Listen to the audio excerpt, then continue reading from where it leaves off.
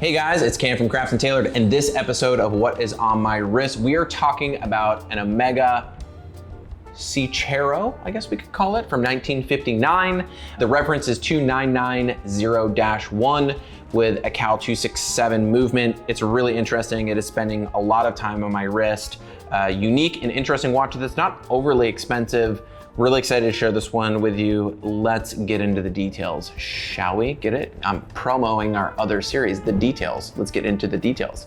If you haven't checked out our detail series, check them out. It's where we hang out with our friends, talk watches, and do cool stuff. So the world of vintage Omega Seamasters is vast and filled with a ton of different references.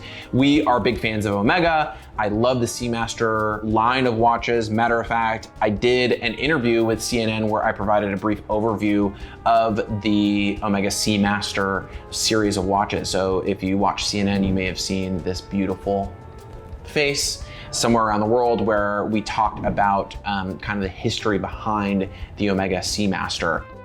So what's interesting is that the reference 2990-1 is more commonly referred to in the watch collecting circle as the Ranchero.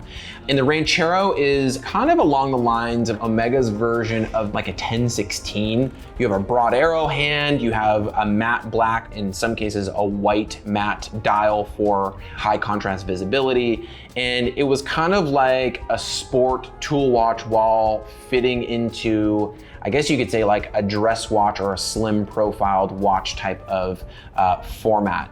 But not all 2990-1s ended up as Rancheros. Some of them were under the Seamaster branding, and so the nickname of Seachero has stuck with the watch. The Ranchero was actually introduced in 1958, and it was kind of, again, meant to be Omega's successor to the Railmaster. Unlike the Railmaster and ultimately the Seamaster, the Ranchero was kind of more of a tough, purpose-driven design for specific adventure. And again, I kind of would put it in the same category as like a Rolex Explorer 1, like a reference 1016 or something like that. Kind of a time only, but more ruggedized type of watch. What's kind of cool about the Ranchero, and I would just say the reference 2990-1, is that we've got a Cal 267 movement, which is a manually wound movement, which allows the watch to be very thin. So the watch, let me just bust out the old calipers here. I know you guys love it when I bust out the calipers. With the crystal, the watch measures 10 millimeters thick. It's a very thin watch, but the lug to lug width here, let me measure this out. I'm gonna say it's in like the 43 range.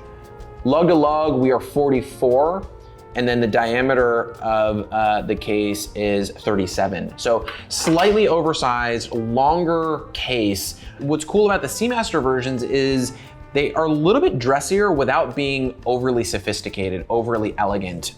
This specific example is from 1959. It's got radium on the dial. I love a little bit of radium. Just sprinkle radium in my hair in the morning. You know what I'm saying? The gold over this white dial is really, really nice. So it kind of has a dressy vibe without being too serious. I'm wearing it on a nice suede strap, and the watch is just really nice. I've been wearing this watch a lot. I like how thin it is, and it's light. I feel like I can do like yoga, aerobics, karate chop stuff, do a lot of hand movements like this without really, being inhibited from doing that, having like something that's chunky on the wrist, like this Tudor Black Bay 58, which I also love, but it's, a little bit heavier. Classic Omega 267 movement, pretty robust movement. I love the fact that it's a manually wound watch. I like the idea that I'm putting energy into it every morning, not to be too, granola or hippie woo-woo, whatever, but I just kind of like connecting with that. The dial is really cool because it's taken on kind of this warm patina. I like warmth in dials, and paired with that gold, it has like a nice classy feel to it. I'm also a sucker for running sweep seconds at like the 6. I just think that is so cool. It's a nice little touch. Omega didn't obviously need to do that. They didn't even need to put a running seconds hand in the watch, but they did. And I just love seeing that little guy tick there at the bottom. a Ranchero is going to be up there. It's going to be a little bit more expensive. Again, you have a matte black dial or a matte white dial that has that broad arrow hand, which is very late 50s, early 60s Omega, almost kind of similar to like the Speedmaster Sport lineup. So those watches definitely have a cult-like following. They're going to be in like the $5,000 to $6,000 range without question for kind of a mediocre example. But you can still find these 2990-1s for, relatively inexpensive, all things considered. You can find a watch like this for, I would say, around $2,500 to $3,000. This one being a really nice example, we're offering it here for $2,600. So a lot of bang for your buck. I know that like the idea of getting into vintage watches and collecting something that is cool, in some cases does carry a price tag with it, but that's not always the case. Matter of fact, my cousin Tyler reviews a lot of watches like that in his series called Under the Radar. I'll provide a link up here so that you can kind of check that out. But that's the thing that I love about vintage watches, is that you can have something that is really incredible, really rare, really expensive, or you can have something that is on the literal same playing field as that watch and have it be like a tenth of the price and just as cool and just as unique and worthy of collecting and wearing on the wrist. So in any case, was really excited to share this one with you guys. It's a really cool watch. I'll provide a link in the description below so that you can check it out. But be sure to like, comment, and subscribe if you haven't done so already. That helps us out and makes this channel what it is. If you guys aren't following us on Instagram, our Instagram is @craftandtailored. And if you've got watch questions, we're here and happy to help. Drop us a line at info@craftandtailored.com. Thanks again, as always, guys, for tuning in. I'll see you in the next one.